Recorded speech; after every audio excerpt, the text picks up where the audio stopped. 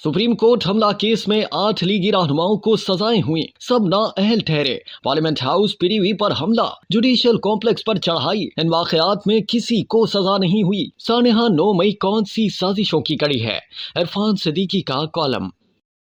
मुस्लिम league नून के senator और column निगार इरफान सिद्दीकी अपने कॉलम में लिखते हैं कि अरबी से जन्म लेने वाली एक फारसी तरकीब उर्दू में भी मुस्तामिल है। गलते मबहस लुगत में इसका मफहूम है कि मुगालते के लिए असल मौजू से हट जाने या उसे उलझा देने का अमल। सुहेल वड़ाज साहब का कॉलम तुसी उच्चे अस्सी कुसूरी इस गलते मबहस का शिकार नमूना है। न जाने कितनी तहकीक और रियाजत के बाद वो 9 मई की गैरतगरी का मवाजना करने के लिए पाकिस्तान की तारीख से 2 मिसालें तलाश कर पाए हैं। पहली ये कि जियालो ने भी तो त्यारा अगवा किया था और दूसरी ये कि नूनियों ने भी तो सुप्रीम कोर्ट पर हमले की गलती की थी। तैयारा किसी सियासी जमात ने नहीं, मुर्तजा भुट्टो की तंजीम जुल्फिकार ने अगवा किया था, जिसे दहशतगर्द तंजीम करार दिया गया और वो उसी दागे नदामत के साथ मादूम हो गई। बेनजीर भुट्टो ने PPP पर कभी इसका साया नहीं पड़ने दिया। 9 मई के तनाजुर में नूनियों के सुप्रीम कोर्ट पर हमले का तस्करा अफलासे दलील का अलमिया है। मैं उस दिन अदालती कमरे में मौजूद था। राहदारी में हुल्लड़बाजी के बावजूद कोई जजों के कमरे में दाखिल न हुआ। इसका मवाजना खान साहब के कई मार्कों से किया जा सकता था।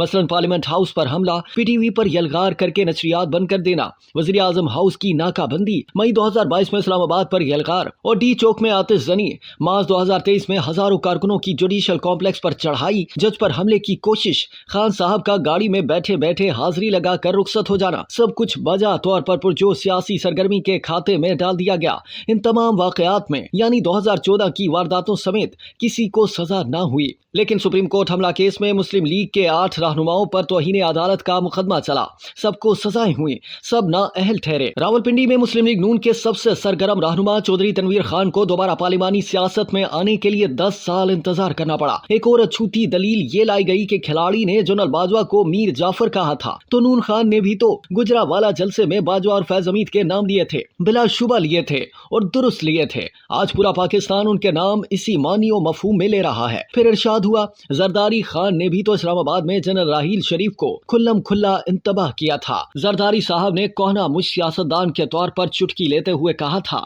कि तुमने 3 साल बाद चले जाना है, हम यही रहेंगे। हकीकत यही है कि 3 साल वाला राहील शरीफ चला गया, आसिफ जरदारी यही है। इमरान खान ने तो तहजीब के सारे करीने रोन डाले। मीर जाफर, मीर सादिक हैवान, जानवर, गद्दार, साजिशी, घर को लूट लेने वाला, चौकीदार, क्या क्या कुछ नहीं कहा। मुल्की तारीख में पहली बार आर्मी चीफ की तकरीर को कूचाओ बाजार का मौजू बना दिया। जनरल आसिम मुनीर की तकरीर का रास्ता रोकने के लिए रावलपिंडी पर चढ़ाई कर दी। आखिरकार कुछ रिटायर्ड, कुछ हाजिर सर्विस फौजियों से मिलकर इदारे में बगावत और आसिम मुनीर का तख्ता उलटने की साजिश की। 9 मई की सोख्ता बद शाम उसी साजिश की पहली कड़ी थी। क्या इस सब कुछ को नवाज शरीफ और जरदारी के 2 जुमलों के मसावी करार दिया जा सकता है? तहरीके तालिबान से मुज़ाकरात तमाम सियासी जमातों का मुत्तफ़िक़ा फैसला था। इमरान खान इस मुज़ाकराती मिशन के सबसे बड़े हामी थे। तहरीके तालिबान पाकिस्तान ने तो उन्हें अपनी मुज़ाकराती कमेटी का रुकन नामजद कर दिया था। ये मुज़ाकरात ऐसे ही थे जैसे किसी खुदसर बागी जत्थे से किए जाते हैं, ये आइंदा भी होते रहेंगे। TTP ना सियासी जमात है, ना इसका इस्तेहकाक मांगती है। शेख रशीद अहमद की गिरफ्तारी की वाहिद वजह ये थी कि वो अपनी शोख गिरफ्तारी के बाइस पीपल्स पार्टी के दिल में कांटे की तरह खटकते थे। वो जेरे हिरासत थे कि लाल हवेली के एक सोफे के नीचे से क्लाशनकोव बरामद हुई।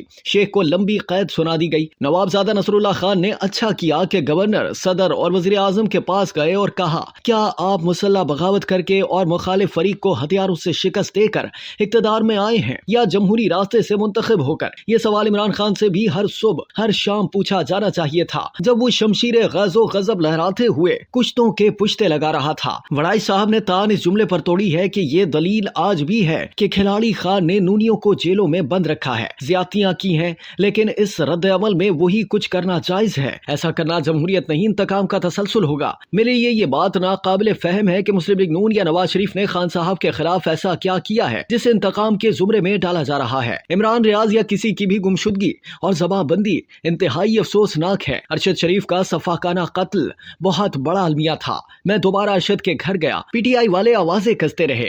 پہروں اس کی دل گرفتہ ماں اور اہلیہ کے ساتھ رہا۔ میرے بھائی جسٹس شوکت عزیز صدیقی نے اس وقت ان کی وکالت کا ذمہ اٹھایا جب پی ٹی آئی کا کوئی وکیل یہ بھاری بوجھ اٹھانے کو تیار نہ تھا۔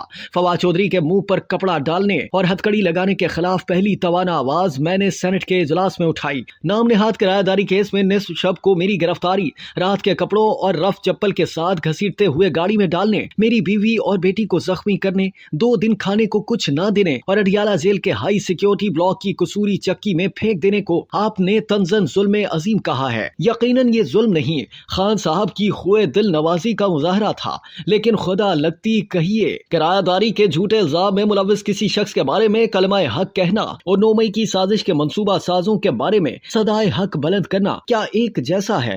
9 مئی کی منصوبہ بند سازش جنرل اکبر خان، بریگیڈیئر FB علی، جنرل تجمل ملک اور جنرل ظہیر الاسلام عباسی سازشوں ہی کی ایک کڑی ہے۔ وہ سازشیں منصوبہ بندی کے مرحلے میں ہی پکڑی گئی، سب کو سزائیں ہوئی۔ عمران خان سازش جزوی طور پر کامیاب ہو گئی، اسے کسی طور پر ایک سیاسی سرگرمی یا عمومی سیاسی تحرک کے کھاتے میں نہیں ڈالا جا سکتا۔ پاک فوج کے ایک لیفٹیننٹ جنرل، 3 میجر جنرلز اور 7 بریگیڈیئر سمیت 18 اہلکار اسی سازش سے منسلک ہونے کے باعث سزا پا چکے ہیں۔ عمران خان اور بلوائی رائیونٹ پر نہیں، فوجی تنصیبات پر حملوں کے ملزم ہیں۔ انہوں نے میاں صاحب کے خاندانی قبرستان پر نہیں، شہداء کی یادگاروں پر حملہ کیا ہے۔ نواز شریف نے ان کے خلاف کوئی FIR نہیں کٹوائی، لہٰذا بات ان سے کی جائے جو حقیقی فریق ہیں۔